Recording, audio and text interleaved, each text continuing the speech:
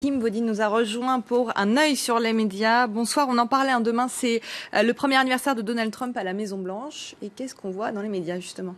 Et vous l'avez dit, donc c'est demain la date anniversaire. Mais du côté de la presse française, eh bien, il y a un journal qui n'a pas résisté à faire sa une dessus aujourd'hui. C'est Libération qui a choisi pour l'occasion de privilégier plutôt le visuel que la titraille. Et si de nombreux médias font un arrêt sur image et sont à l'heure des bilans de cette année présidentielle partagée entre désastre et succès, eh bien Libération a choisi, lui, de faire cap sur l'avenir et nous parle de la reconquête de l'opposition démocrate. Voilà un an, l'Amérique démocrate assistait médusée à l'investiture de Donald Trump sur les marches du Capitole, nous dit Le Quotidien. Mais la résistance, elle, s'organise. Les démocrates tentent désormais de renouer avec le terrain et de bénéficier de cette mobilisation inédite des anti-Trump. L'article nous rappelle que l'année 2017 s'est achevée sur un happy end pour les démocrates avec la victoire de Doug Jones, élu dans l'Alabama, un État qui était aux mains des républicains depuis 25 ans. Et tout autre chose à présent, la Chine, où le mouvement MeToo gagne du terrain dans les universités chinoises. Oui, on a beaucoup parlé du mouvement MeToo aux États-Unis, en Europe, mais finalement assez peu en Chine. Et pourtant, comme nous le montre cet article du Monde, eh bien, il y a de nombreuses allégations d'agressions sexuelles et de viols qui étaient jusqu'ici plutôt mesurées, mais qui commencent bien à se multiplier. C'est en fait un témoignage, celui de Liu Shishi, une étudiante qui a mis le feu aux poudres. Celle-ci dénonce des agressions de la part de son directeur de thèse il y a 12 ans. Face au retentissement et à la suite d'une enquête interne qui a révélé en fait d'autres témoignages, le professeur a été démis de ses fonctions et c'est finalement cette réponse officielle, cette prise en considération qui selon Le Monde marque un tournant dans le mouvement MeToo en Chine. Il faut dire que depuis l'affaire Weinstein, aux États-Unis, les médias chinois se sont plutôt contentés d'une maigre couverture.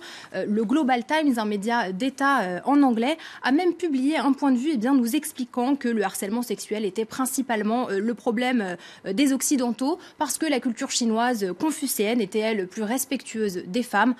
Seul problème, un sondage de Human Rights Watch nous dit que 67% des étudiantes chinoises sont harcelées à l'université. L'article du Monde poursuit en nous expliquant que cette libération de la parole pourrait malheureusement se cantonner au simple milieu de l'université parce que les étudiantes sont jeunes, diplômés, ont envie de parler, mais bien sûr, dans d'autres secteurs, c'est encore bien trop compliqué.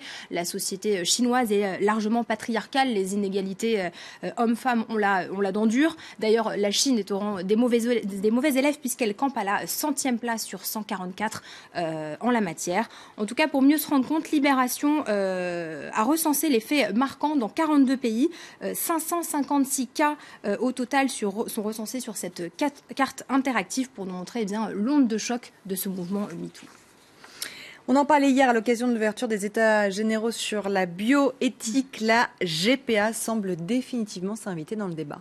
Oui, alors tout d'abord, ce qu'il faut rappeler, c'est que la GPA n'est pas officiellement dans les programmes des concertations qui vont avoir lieu pendant 6 mois, car la gestation pour autrui, donc le fait en fait de recourir à une mère porteuse, est une pratique interdite en France. Et le gouvernement a d'ores et déjà exclu tout changement à ce sujet, mais pourtant, vous le disiez, la GPA s'invite bel et bien dans le débat. Et ce qui est intéressant, en fait, c'est ce paradoxe entre, d'un côté, une opposition très forte, très virulente, on l'a vu notamment avec la Manif pour tous, et de l'autre côté, un revirement chez les Français qui, contre toute attente, sont nombreux à être favorables à cette pratique.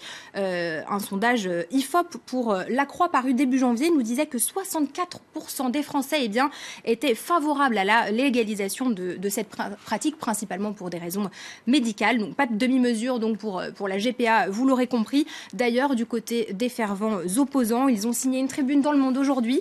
On note José Bové parmi les signataires notamment. Ce qu'il dénonce, c'est, je cite, le marché procréatif mondialisé en pleine expansion qui inclut, comme en Californie, la vente du sperme et des ovocytes. Ils poursuivent là où il existe, ce marché constitue une nouvelle appropriation du corps féminin. Qui m'ont terminé avec une jolie histoire, mais en Turquie cette fois-ci. Oui, c'est celle d'un geste collectif, nous dit le Huffington Post. Ça se passe en fait dans le quartier de Chankaya, un quartier d'affaires près d'Istanbul. Ici, les éboueurs de la ville ont fait le constat il y a 8 mois que de nombreux livres étaient jetés dans les poubelles, des livres souvent en très bonne qualité. Ils ont eu l'idée de les récolter et de leur donner une seconde vie en ouvrant cette bibliothèque. Comme on le voit ici, au total, plus de 6000 livres ont été récupérés, de la littérature à la politique. Il y a même des livres en français et en anglais. Bref, vous l'aurez compris, il y en a pour tous les goûts. Merci Kim, c'est une belle initiative en effet. Restez